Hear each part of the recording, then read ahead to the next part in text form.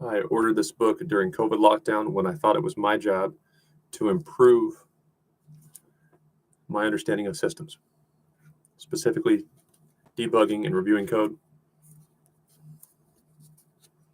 And I managed a few very small projects for my boss. Google H-1B. It's a visa which basically says Americans can't learn, or if we do, those H-1B visa holders legally don't get the opportunity. It has to go to American graduates. I didn't know the rules. It was not my job. I was not a manager. A 25-year-old, especially during a time like 2020, should not be expected to understand tech/immigration law or take on liability that managers get paid for. But I became obsessed with the ideas in this book. That's when I was first introduced to the Polgar sisters. And I became very sure adults aren't that disadvantaged when it comes to learning compared to kids, if we are at all. I was already competent on guitar and piano, but I used a lot of the ideas to dive deeper into theory, beat scales to death on my lunch breaks in my new home. And I, of course, applied it to systems, sandboxes and systems where you can play around and mess things up. And I realized those H-1B holders really are bad. And if I were a veteran and I understood how bad some of those H-1B visa holders were, I would feel so sad that I risked my life for a corporation to displace American workers. I could be full of shit.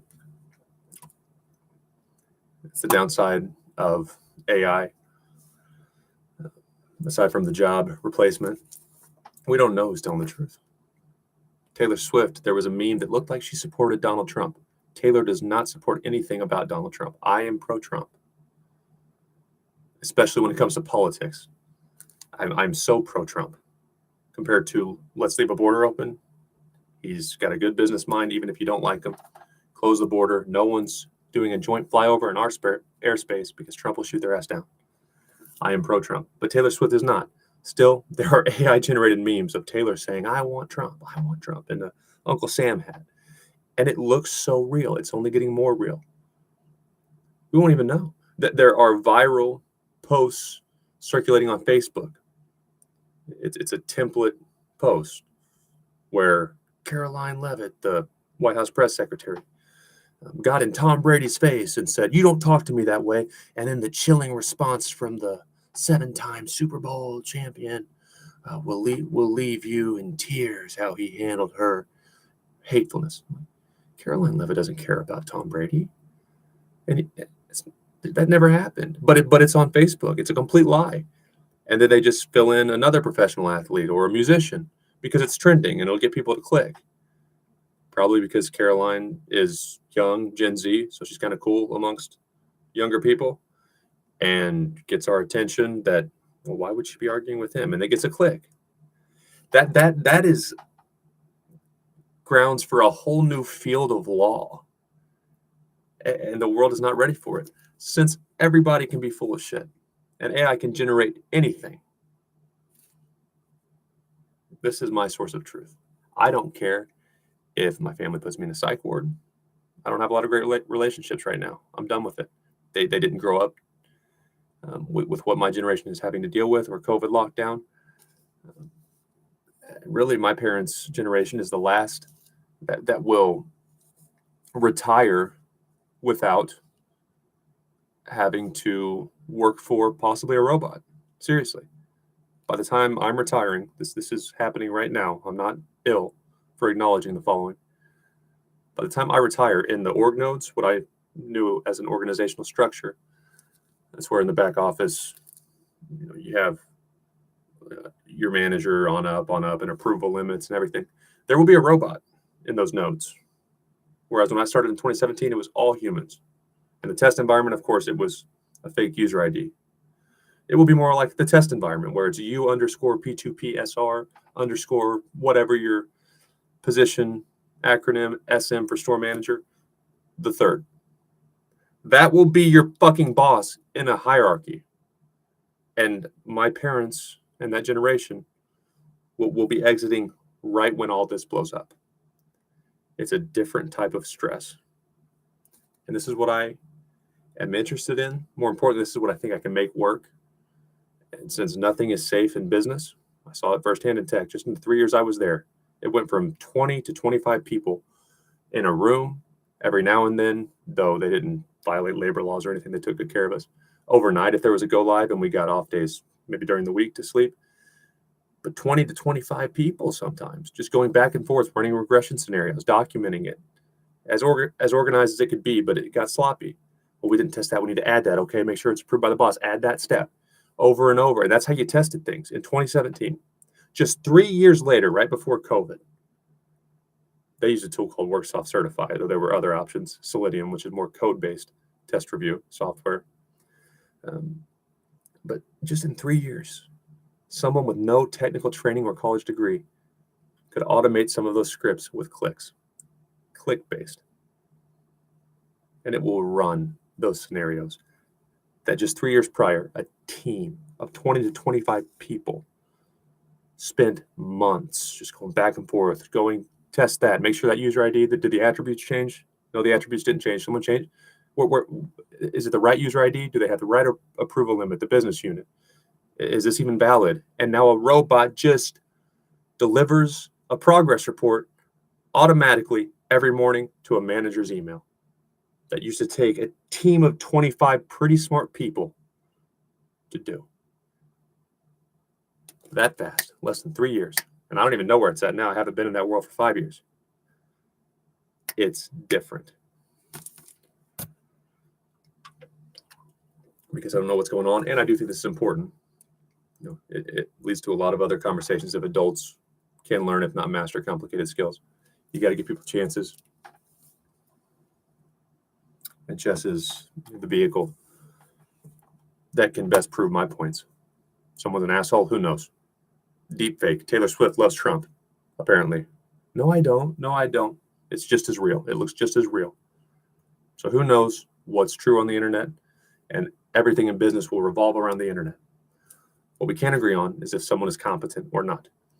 We can look at, in my case, chess.com games, and I've written every over-the-board game, and there are less words and my thoughts in my notation copies now as when I started, because I have a little bit less time. I'm older, I'm tired, and a lot of times I'll even scribble more on my original notation sheets because I want to have more space for the grandmaster if the grandmaster wants to write anything or gives me thoughts.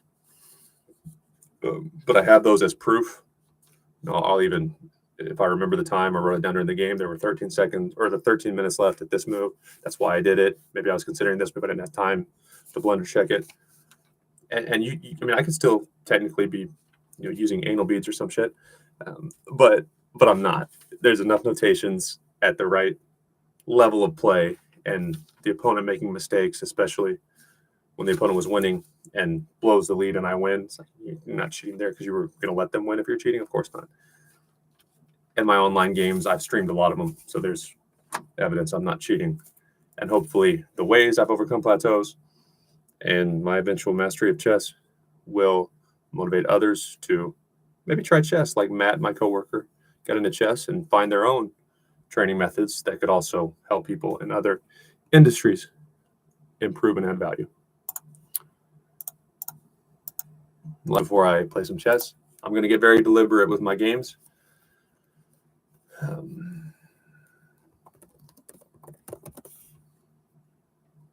Swim upstream. That was a big talking point in corporate. Swim upstream. And it took me a lot of tears while we were trapped inside to understand they're not bad people. But the advice I was given from 2015 to COVID and tried to take to heart, it was advice on how to start a business. It was not advice on how to maintain a large company that already has momentum. And that's on the executives. That's on the company. I'll take responsibility for a lot of things I probably shouldn't say or aren't nice, or I said out of frustration during COVID. But I will not take responsibility or admit any wrongdoing in my case from COVID lockdown. H-1B visa abuse, that is illegal. That was my alternative. And there are ways to prove I am not in the wrong in this instance, even if I were ill or mean or hateful or dishonest, compulsive liar. And one being the company was handing consultants from one firm who were signed for a project cycle to train Americans, then go away, our jobs en masse. How many of those people from that firm who were signed for a project cycle are now managers making hiring decisions and discriminating against young Americans? That is illegal, even if I'm ill. And that was my only alternative. They did not offer to transfer me. All they had to do was wait for COVID lockdown to end. I would have read between the lines better. They're shitty people. And they're shitty people for another reason. 10-foot rule. This was beat to death during a lot of internship speeches too. If anyone is within 10 feet of a customer, but it applies to workers too, you say hello. You don't just glare off or look at your phone.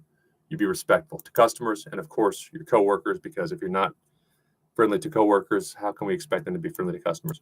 10 feet rule. You say hello. I don't care if you're from Manhattan, and that's creepy there. We don't just say hi to people. It's a big city. We're busy. We look the other way, and we go, and we go, and we go. That's what I was told to do. 10 feet. You're within 10 feet of me. Hi, how are you? My name's Dayton, and I'm pretty shy, so that wasn't always comfortable at first, but I did try to say hi, and I did try to follow up. In other countries, India being one, it doesn't seem like people are so, not they're not friendly, but so social with strangers. And that's a red flag. That'll get you reported in the corporate environment that became.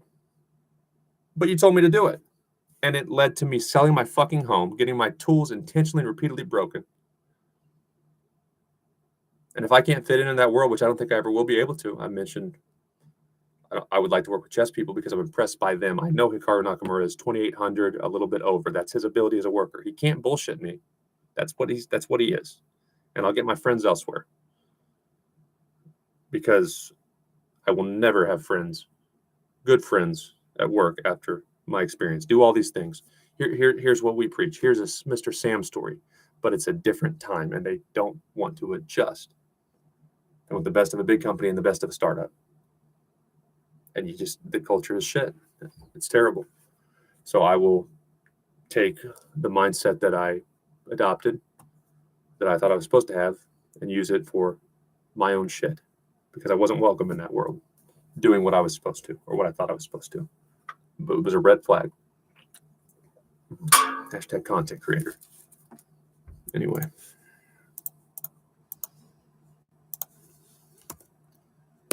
And one of my many motives with chess, sometimes you do get lucky in life.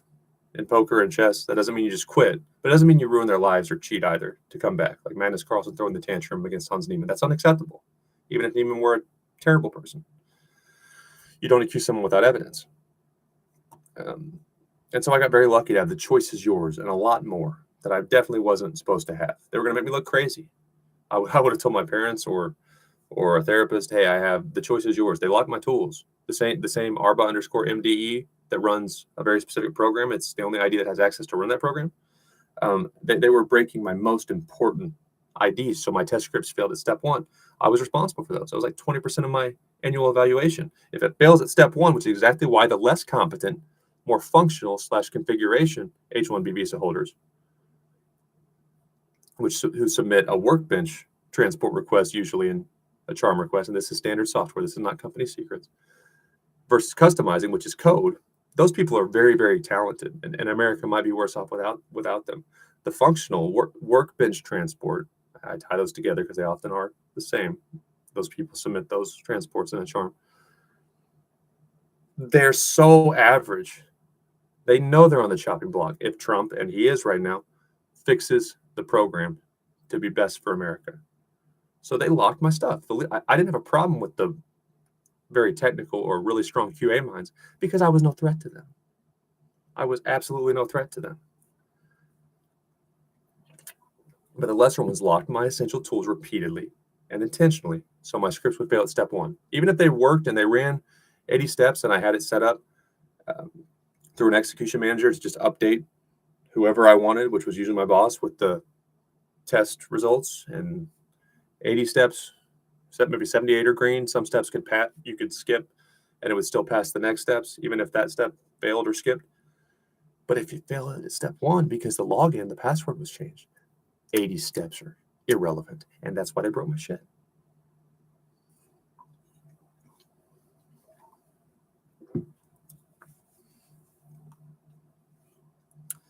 That is beyond cruel. That is beyond cruel, or what is acceptable amounts of adversity, unfairness to overcome. And to me, that's what Carlson did to Neiman. It's deal with it. I can't deal with it. I don't have any tools. So it's literally impossible. Bill Gates in his prime couldn't do that. Couldn't review that code under those circumstances.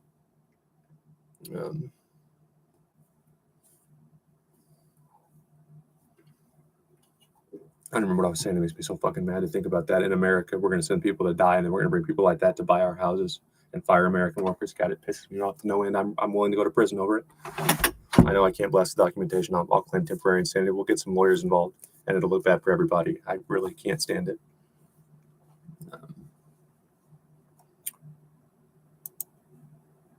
It's a shame.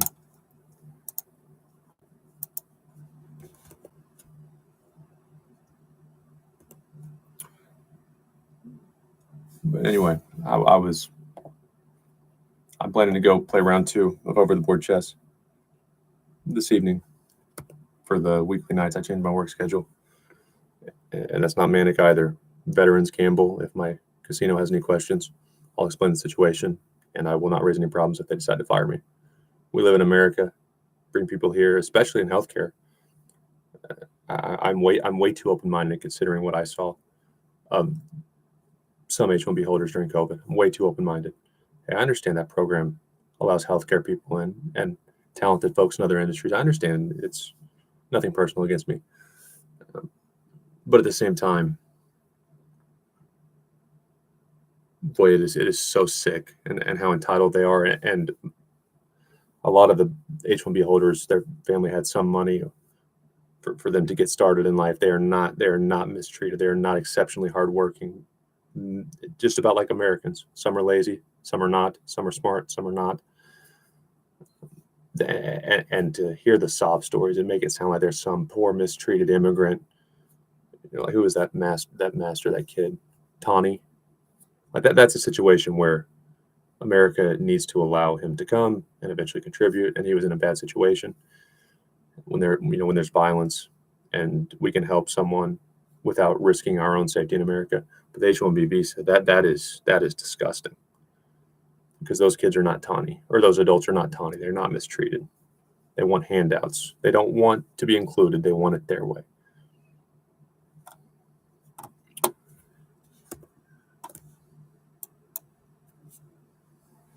And me getting good at chess is so much harder and ever changing than systems in every single way. There is no comparison. And I'm already at a rating where if you say I'm 90th percentile in chess, which I am over the board, that's plenty good enough to contribute to a Fortune 500 company, a tech company. You don't need to be a grandmaster. There's a lot of jokes about all you have to do to thrive in America is be better than someone who drinks beer and watches football every Sunday. Yeah, and many of those people are fine workers. Show up on time, do the bare minimum. It's cool. Well, 1600 over the board chess, this is inflated, is plenty good enough. And I did that in 5 years. I got a dog and stuff, so it's a pain in my ass. And I would have been a lot better had I been able to make this my job and take training that I'm getting paid for, as opposed to doing everything on my own and sleep deprived in between card killing shifts. Opportunity is so much more important than talent, or even age that we begin. And rant, I feel better. I don't feel better. Let's review our games. Any games I play off stream, I will try to start the following stream by reviewing them. One, because of cheating accusations, though I don't even know how people would cheat in 3 minutes, to be honest with you. It's a little bit more believable if someone is suspicious. If I review my games. So here, this is why you always anticipate +2. The game is over if I play well. Apparently, the robot doesn't think so, but from a human perspective, I would say it is. It's not even the best move. It wants me to probably play that now. No, it is the best move. Yeah, because I'm anticipating +2 all the time, which is why you look at my clock. Look at my clock. This is the difference between me and people who are about as good over the board as me, or in longer time controls are a little bit better than me even, but I'm way higher rated in Blitz than them. Here's the difference. How long did it take me? 7 seconds. And 7 seconds not because I didn't already see it. 7 seconds because I know this is super important. And the game will be over, or I will have a huge advantage if I get this right. Boom, boom, boom, boom, boom. That's not a good move, but it doesn't really matter what you do here. I'm at an advantage. So I wasn't even looking for that move. But I see this correlation. And there was a line. It was probably a little bit better. Where the queen comes. Yeah, queen to h4 would have made me at least think for a second. I would have got it right. But then I have to try to move it away from the defense of the knight, and then you're going to try to attack my bishop the way you did. But it's a little bit better. So queen f6. And then, c takes on d5. You don't want to use the rook to take because you'll lose that. I would have taken here if it were me. But then I can go queen f3. Okay.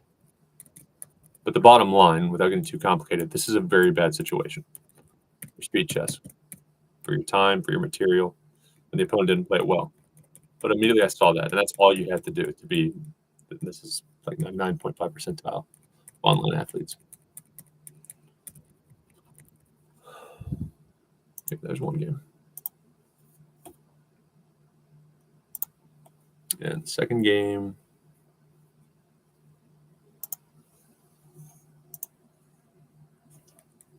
And I'm playing these on my phone, usually in the car, at the dog park with my dog, at the club waiting to start an over-the-board game. Trying to do some different stuff in the opening.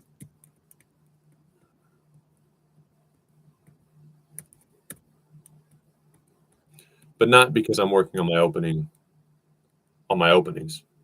for over the board, because I just want to see different setups in the middle game.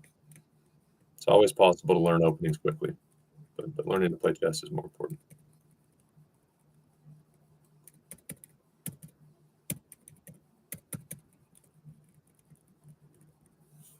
In a game like this, which I will try to explain, all my games, or at least take away a part of them, so viewers can improve.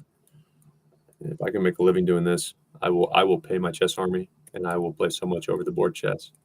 It's stupid, even if for incentives, no guarantee.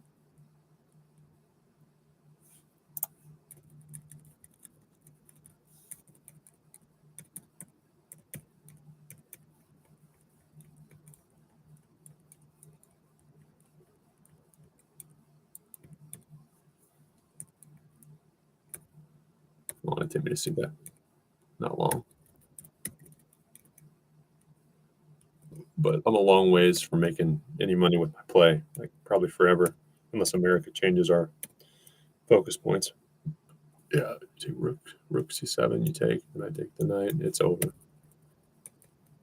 So I sell this channel as a good middle ground. I'm not terrible at chess, but I'm better than you. I've more recently been you. If you want pretty women in a hot tub or jokes, there's stand-up comedy and supermodels for that. Not that there aren't some very good streamers who happen to be pretty women. I didn't mean that hateful. And if you want to feel stupid, which not all grandmasters make you feel stupid, but to play at the top level, you don't really have time to teach or do a lot of content with Hikaru Nakamura. He seems to do it well at balancing. But even he, sometimes he's going to be way over your head. I talk like a suspicious Hans Niemann, except for I have a reason to be, which is I don't really know how to play chess. But that is more than good enough to get beginners up to speed and see if you have any talent, how fast you pick it up. I'll give you the basics. All right. My peak is 2173. I know I can get to 2200 without much trouble. Just got to focus. Keep my sessions kind of short so I'm rested. Follow opening principles every single time. And that is an important, I don't know if I call it a cheat code, but I have talked about several ideas that could take somebody to a pretty decent chess rating online without actually getting that good or investing that much time in chess. And the first, most importantly, there are two what I'm calling cheat codes that are a million times more important than the others. In order, a pin relieved is always, always, always, every single time, don't even make exceptions, more important than a pin maintained or acquired. What are you doing?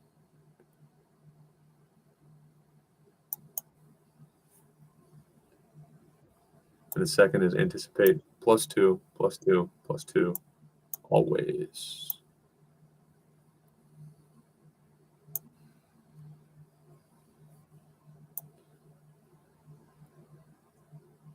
And there are some others.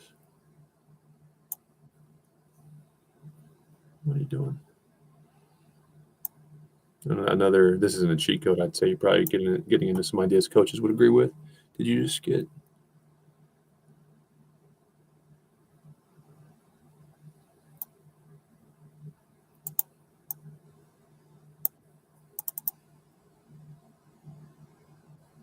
Usually it's going to take 3 pieces to punish you severely or win the game.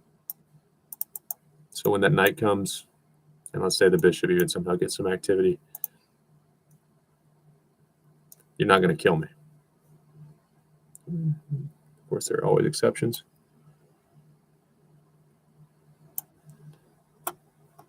But make it just, it's the only time we're making assumptions is actually kind of fun.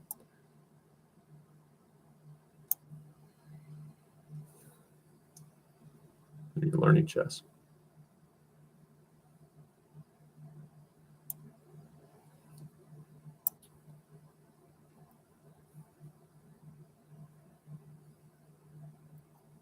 Important move, pretty pivotal move for you here.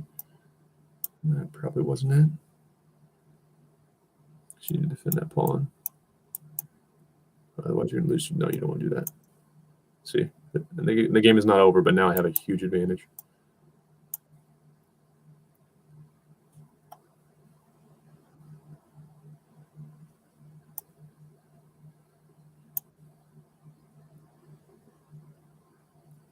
Kiss my ass.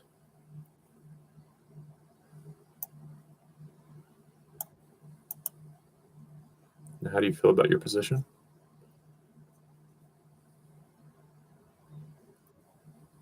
It's resignable.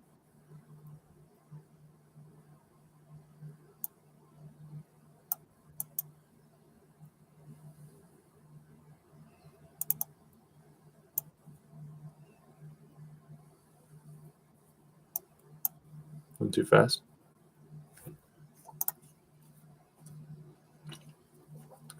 These people are very bad. Until about 2100, as long as I'm locked in and get some control over my spirals, I will slaughter these people. They're very, very, very bad. Under 2100. And then, I can't talk too much crap because I haven't gotten over 2200 yet. But I'm just not impressed. Not impressed unless you're over 2200 and at least one time control online. I don't really care that much which time control. 2200 rapid is the most impressive.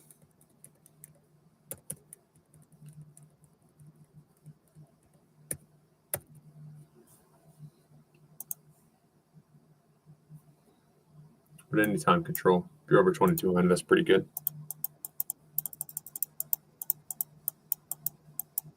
My opinion. Under 2200 online, which I associate with 1800 over the board, that's about the same level of player to me. And I haven't just dreamt that up. I've talked to people. I've befriended some people at all levels from the club, and I got their chess.com IDs. Pretty sure that's correct. 1800. That's what an adult who is not a genius but is very smart, about like me, well above average intelligence, but I'm definitely no genius. My scores in college, of course, I didn't apply myself much, were good, far from great. I wasn't even cum laude, but I also was smart enough to calculate what it would take for me to be cum laude in my final 2 semesters. And I realized nobody cares.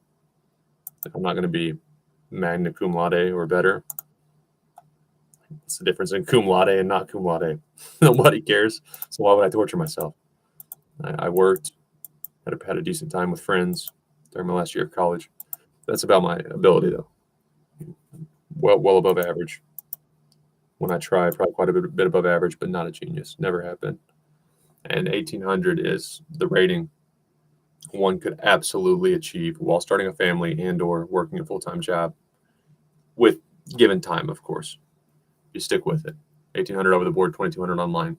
Anything above that, you might have to be a little bit special if you didn't start as a kid and or dedicate more than one with a full-time job or family could dedicate to chess. But 1800 over the board, 2200 online, anyone could do it. I'm absolutely certain.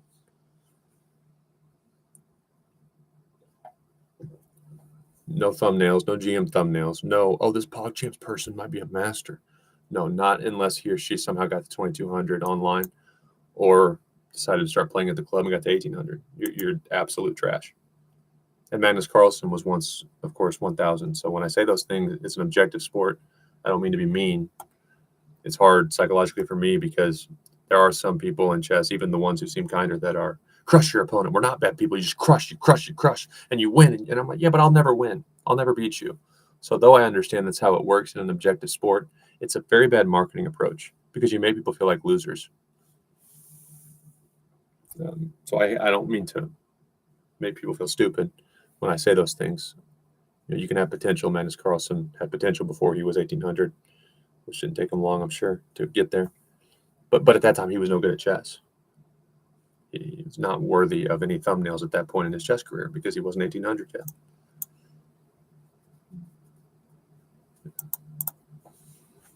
Life's hard. It's just my thoughts. Let's play d4 and switch it up a little bit.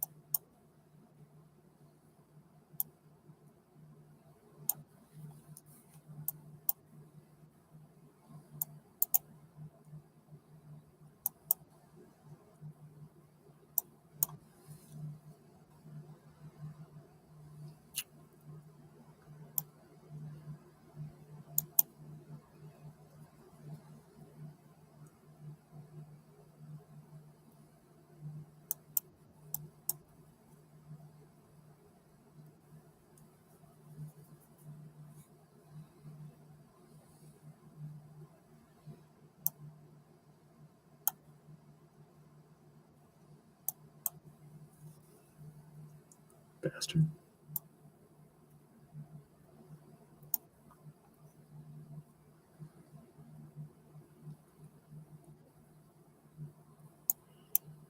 You got pressure to it. You don't immediately.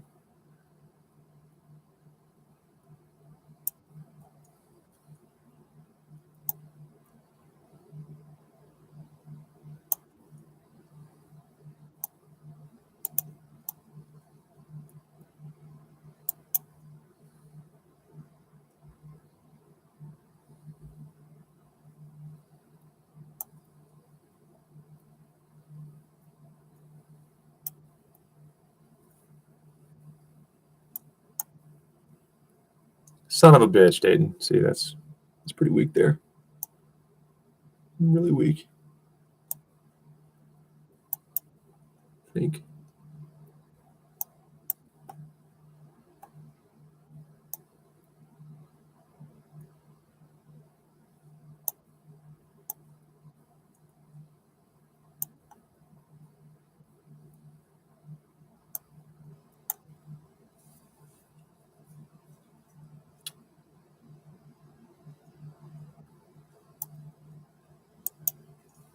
That's tempting.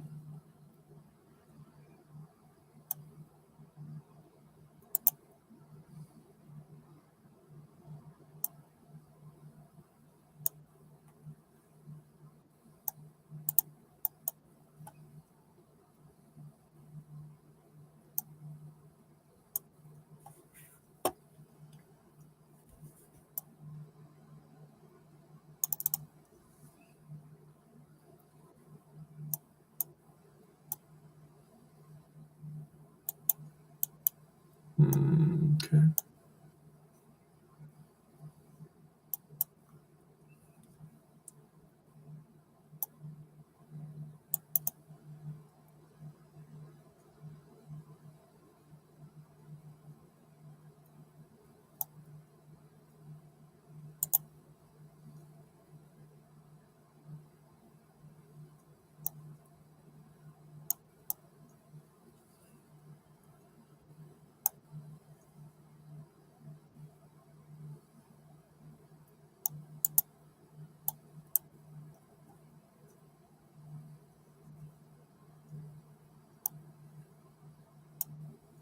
What's wrong with you?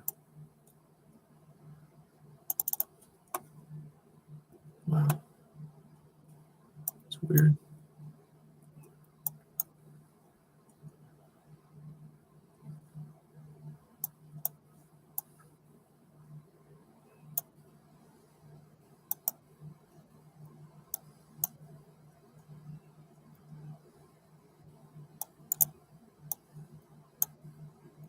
Gosh darn it.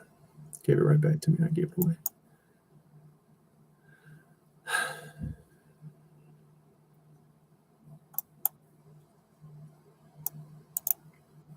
See, how are you so bad?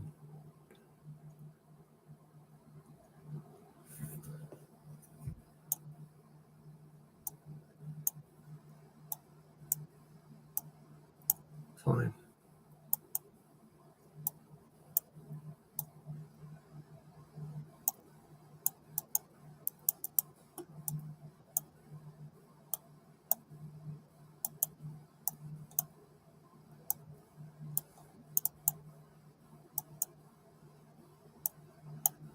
Oh man.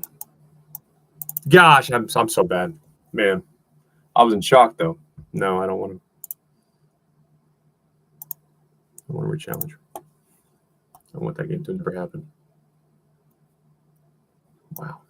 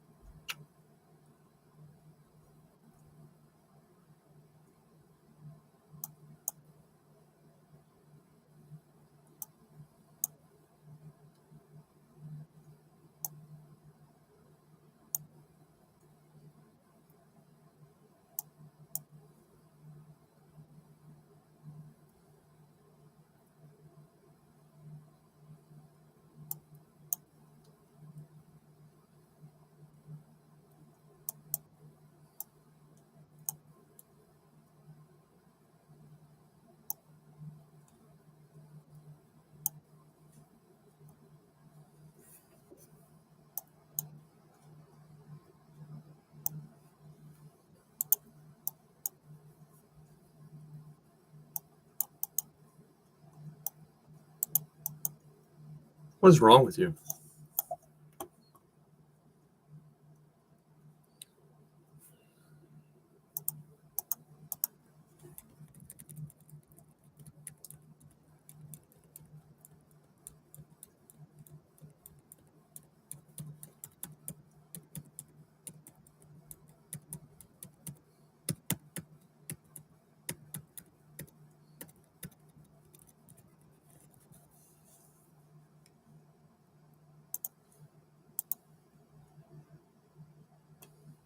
This is going to be a painful one to watch.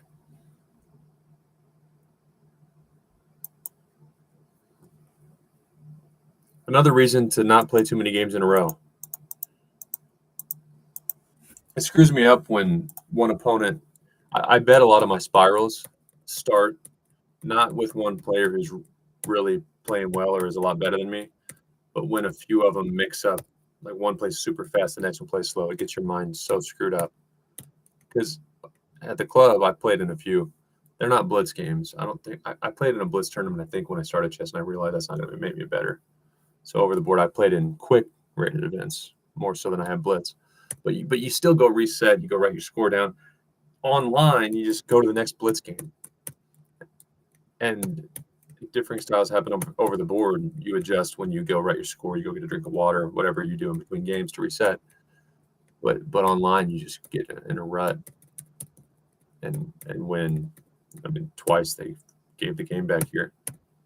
And it's pretty obvious what I'm going to try to do in time trouble. It's that. I'm so surprised that it worked. I just screwed myself. Oh.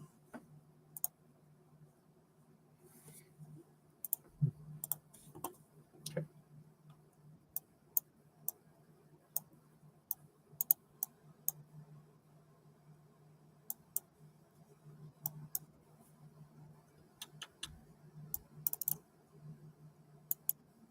Yeah, fine. It's really valuable. You don't want to do that. I mean, you open a file, but this early, yeah, you don't want to do that. I'm not going to fix your pawns for you. Sorry, I'm not your mother.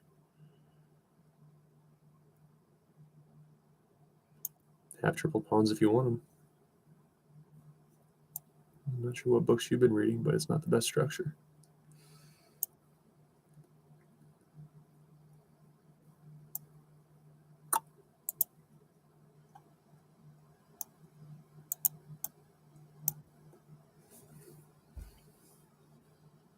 Fine.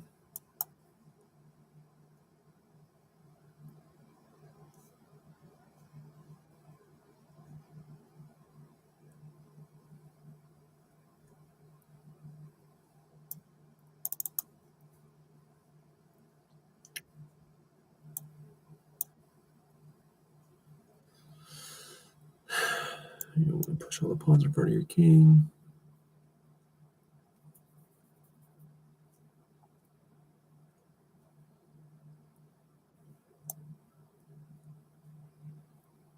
How does that get back in the game? Not easily and not clearly. So we'll go back. Don't want pieces without a purpose.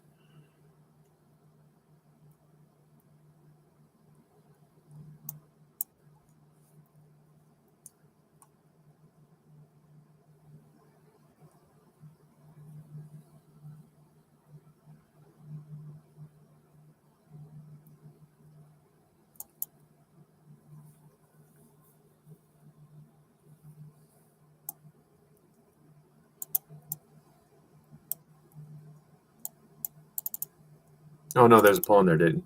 Relax. That's not a terrible move, probably, though. Because now I can target this weakness. And I don't have a good way to target that weakness. So if I'm going to attack the double pawns, I should probably attack that one, right? Accidental, though.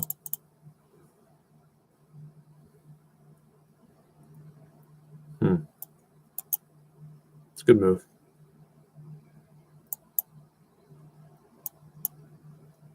Where's that want to go, though? You don't want to run into a doubled pawn. Or, I mean, a block pawn. So I'm going to force that out, and I'm going to get that pawn. What?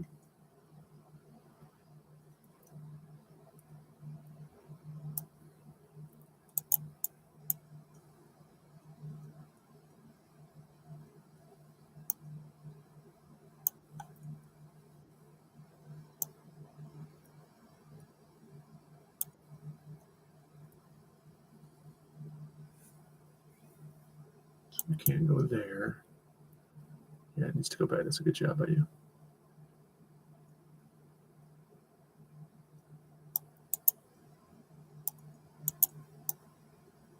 Very nice job by you.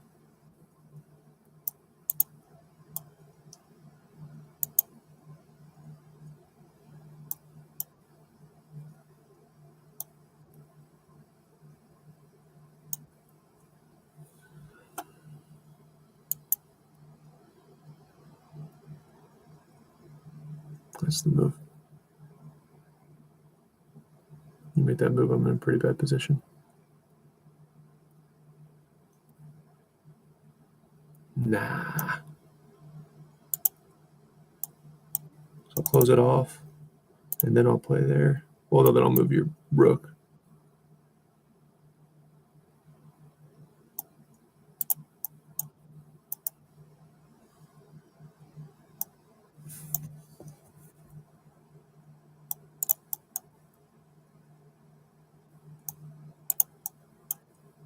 Yeah, I'm going to manage my time better.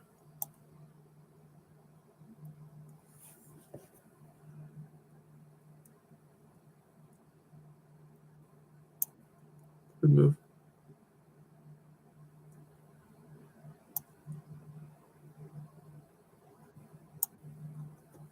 Probably not a good move.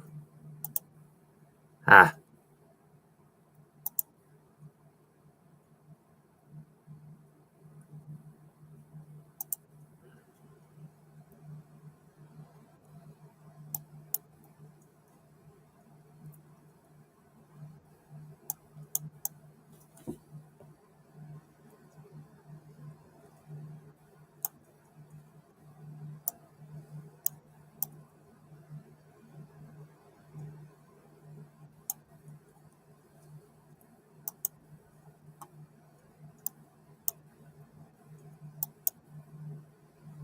Oh, man. Use your time, man. Use your time. Gosh. Smurf account got me there.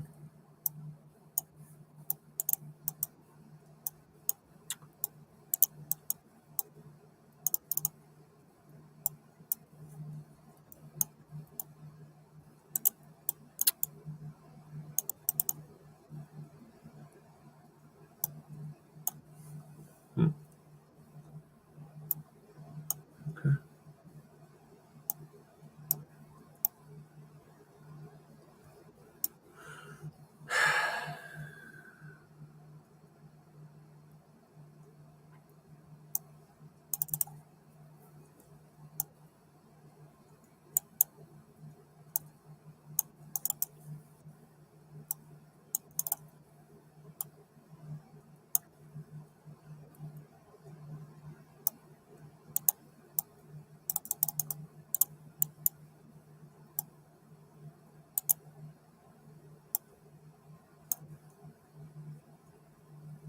That'll come with checks, so you don't have time to try to fork.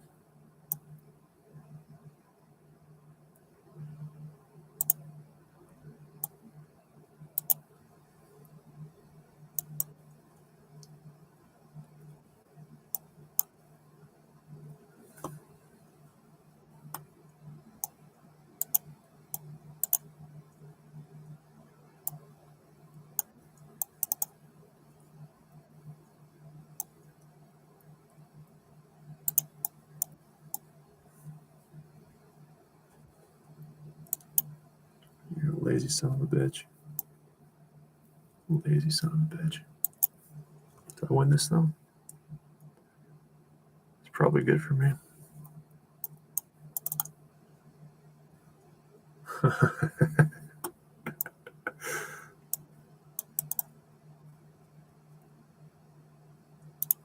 Okay.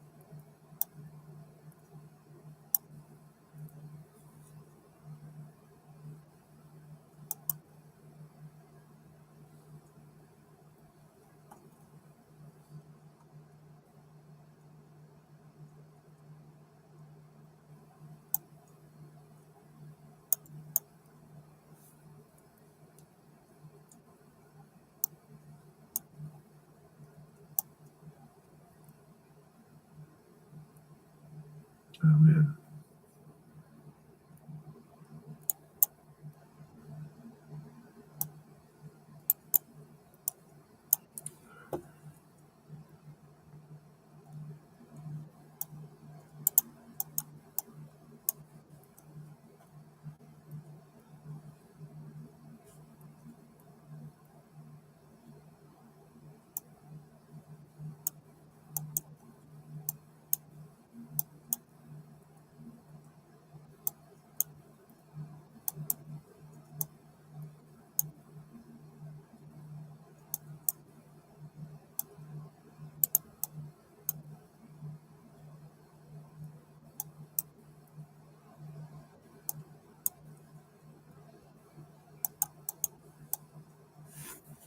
God dang.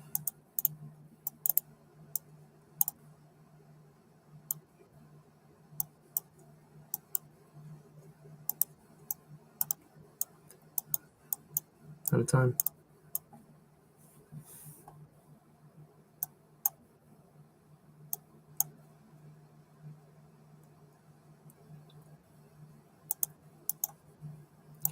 Terrible.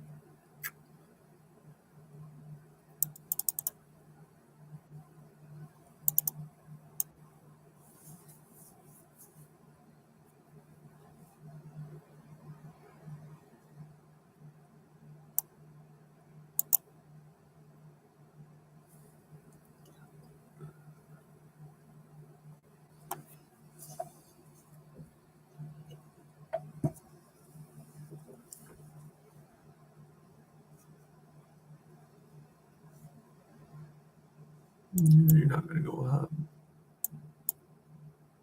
I guess you could. Doesn't matter. I should have played there.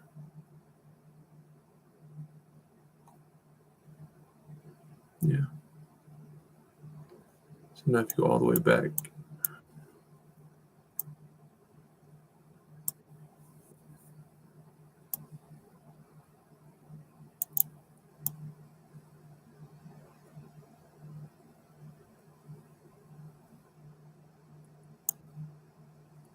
Which one are you going to try to get?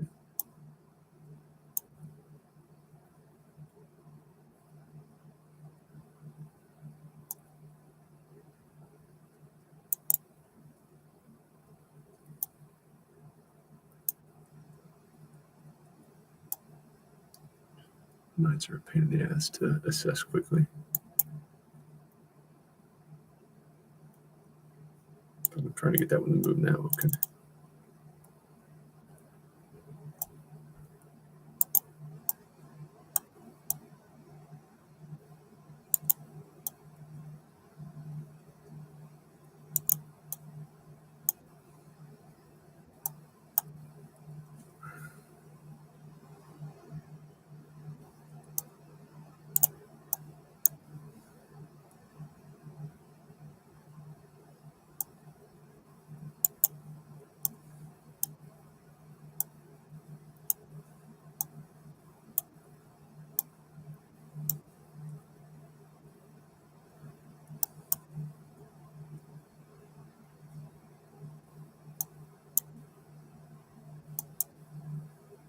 Oh no.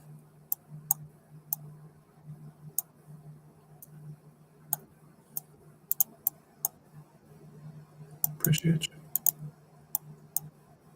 It's okay.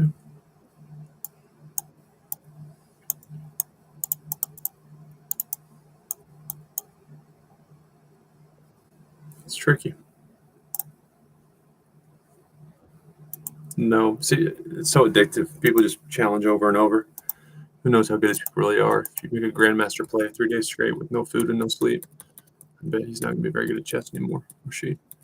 That's what online does. Okay. Take the knight. Okay, fine.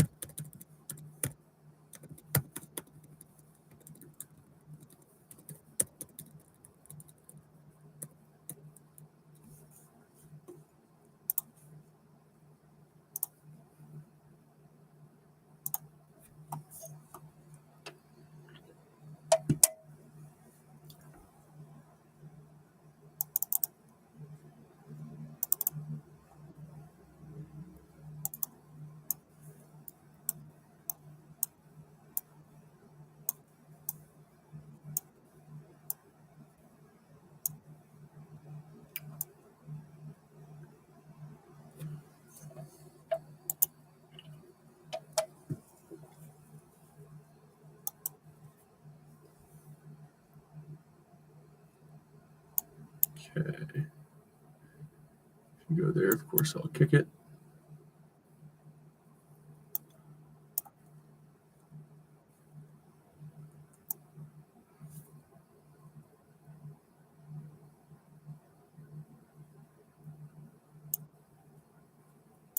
If you dodge, you're in trouble.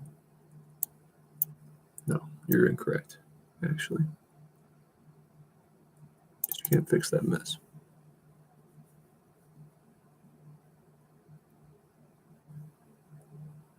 That is not the way to try to fix your mess. But it's a free country for now. You need to, no, okay, fine, I guess. Guess so. I'll just simplify. Sure. Maybe not yet. Yeah, I'm up a piece. Let's just simplify. You want to let me get in there? It'll be dangerous and permanent.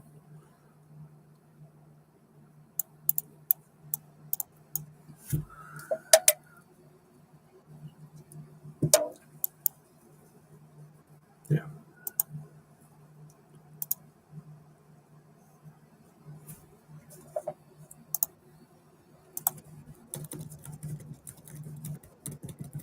It does take me a few games, more so when I've played a lot on my phone. I only played a few, like 2 games, I think, on my phone today. If I played a lot, let's say I was playing on my break at work or waiting for some reason for food or on an appointment, and I played a ton of games. It takes me a while to adjust back to the computer from my iPhone.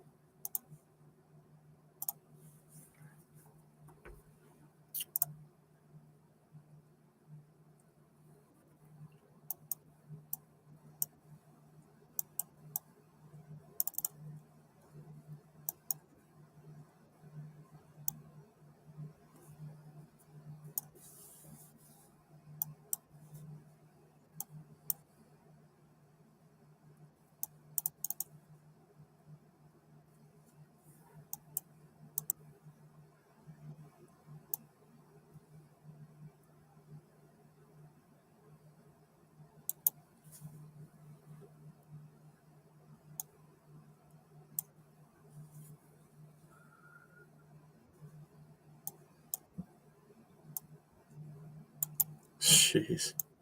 And that's how you can tell these people are all addicts. Just like I am. Here I am again. That early middle game got a little bit different than what we're used to. Not going to usually see a bishop on the edge that fast. And we've just seen so many patterns. That's why I say all I've proven, which is important with my online, is I have a pretty good memory.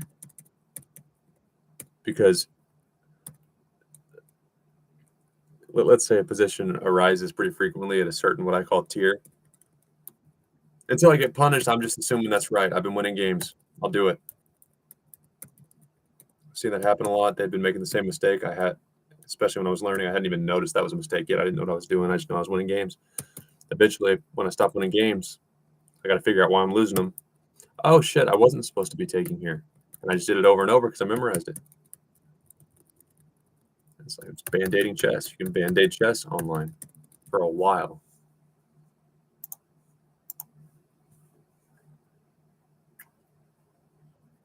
$20.28.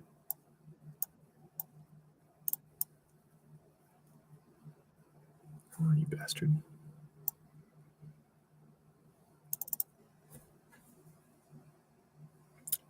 An important learning point, and a lot of things in life we do kind of have to learn the hard way.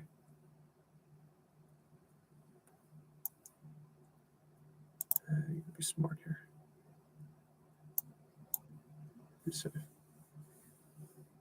And one of those things is don't just leave stuff on the board because you want to have options. Let's say you think you're the better player or you know you're the higher rated player.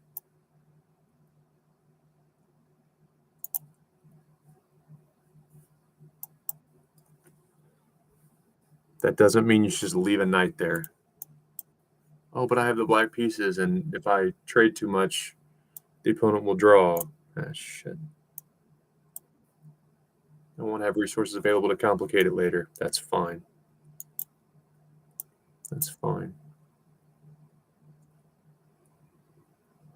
Don't ever leave it.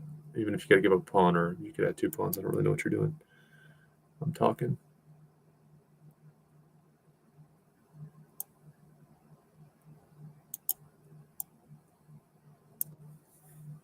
Don't ever leave a knight sitting there or decline a trade just because if you have a reason. I mean, don't trade for no reason, but don't decline a trade just because, oh, I want to have more material in the now. Especially when you're newer, you will be smothered. You will lose to someone who is a lot lower rated, and it's over. And what are you doing? Again, this should not count. This should not count. And to make GM thumbnails for Tyler 1 when he was well below 1900, which was his peak, it's an absolute insult to professional athletes. And by professional athletes, I of course mean masters and better over the board. It's an insult to let him talk shit like that. Let Tyler 1 talk shit on real chess players. Even if I don't like them or agree with certain things, which I don't know what most of them believe. I don't listen to I don't even know if they talk a lot about their personal lives. The ones who stream don't. There'd be no way for me to know a lot about them. But I would never insult them in that way because this is dog shit chess. This is trash. Until 2200, it's absolute trash. And to encourage him or give him more attention for reaching 1900 boy. Boy, it's disgusting. Because look at this. And it doesn't usually happen where they're blundering this bad, but sometimes it does.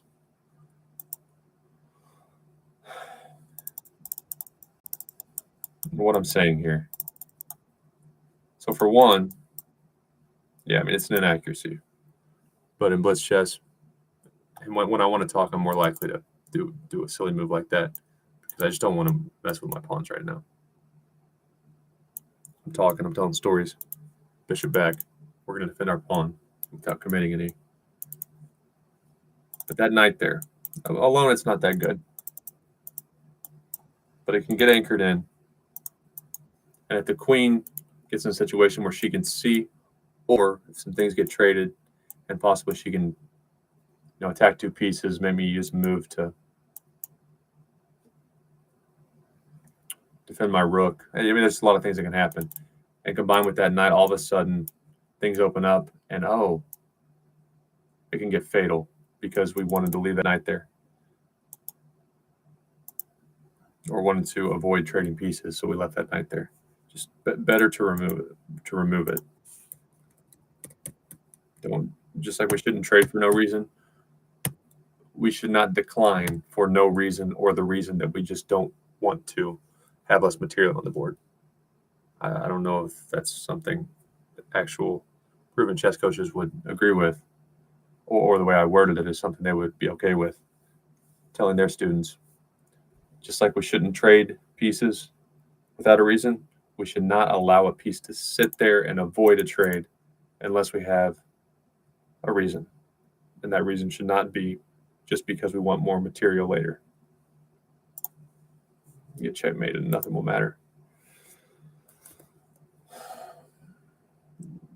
You're both going too fast. I agree. It's time control. What can I say? And now I am 2035. Which, I mean, the queen blunders are just stupid. But that's 99.5% all on the platform.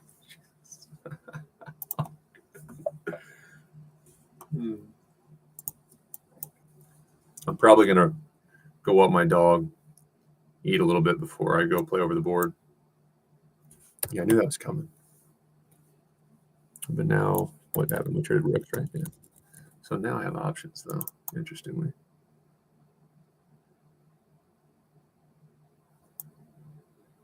Because the rooks are traded. So if I go here, so he's doing a pretty good job of making my knight somewhat irrelevant, which he should. He's a master. Master should do that. And I got a lot of moves before I make this thing worth a crap. So you probably don't want to trade queens. At least I wouldn't at the moment. So we go here, we go here. Only options. So here. There's pretty much going to allow me into moving my queen next and possibly using that square to reactivate, which might not be bad if I can get it there. That seems like a pretty good square, actually. So that might be the route. Queen moves, something like that. Over here, because otherwise I'm using an extra move or two to get it there. I don't know where else I'd want it. And you could eventually play that. And that would suck. So the downside to here is, of course, you go right there. And you got to use a move to do something with the queen. So we're looking at getting it there. And if not there, I don't see a lot of usefulness for my knight unless I work it all the way around. So that seems somewhat.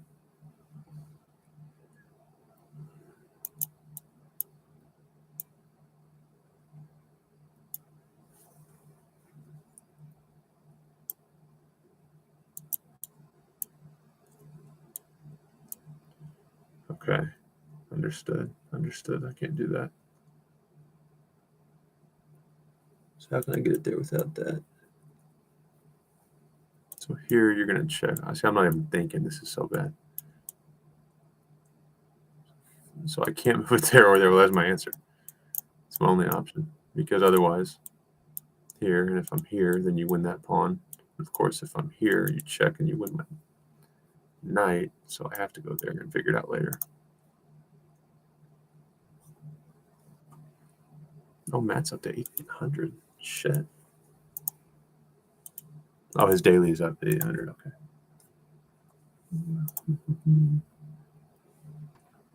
Yeah. Rapid is still 529.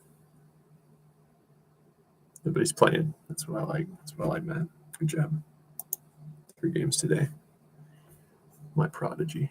The prodigy's prodigy. I've said it before, I'll say it again. I will take members of my chess army who achieve great things, which will be all of them, to the chess club. And once I bring my chess army to the chess club, I will show them off like a fucking trophy to grandmasters, receptionists, tournament arbiters, and everyone in between. I'm not sure if I want to have kids. The world's looking real iffy. But my kid was MVP of the T-ball team. My whole chess army is successful. Your kid's going nowhere. He won't play in the major leagues. He definitely won't be an astronaut.